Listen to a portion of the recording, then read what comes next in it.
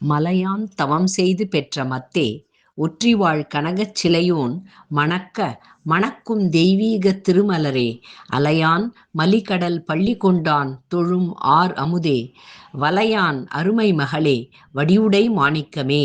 விளக்கம்: இமயமலை அரசன் தவம் செய்து பெற்ற அரிய முத்தாகிய அம்மையே, திருவொற்றியூரில் வாழ்ந்து பொன்மலையை தன் இருப்பிடமாகக் கொண்ட சிவபெருமானின் மணமாகிய தெய்வீக மணம் வீசும் மலரே, அலைகள் நிரம்பிய கடலில் பள்ளி கொண்ட திருமாலாலும் வணங்கப்படும் அரிய அமுதே, வலையால் மீன் பிடிக்கும் மீனவரின் மகளாகப் பிறந்த அரிய நற்குணமுடையவரே, ஒப்பில்லா மாணிக்கமாக விளங்குகிறாயே.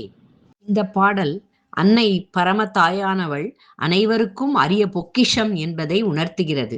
மலைப்பிறவியாய் சிவனின் மணவாட்டியாகவும் திருமாலின் வணக்கத்திற்கு உரியவராகவும் பொதுமக்களின் பாசமிக்க மகளாகவும் இருக்கும் அன்னை எங்கும் விளங்கும் மாணிக்கமாக விளக்கப்படுகிறாள்.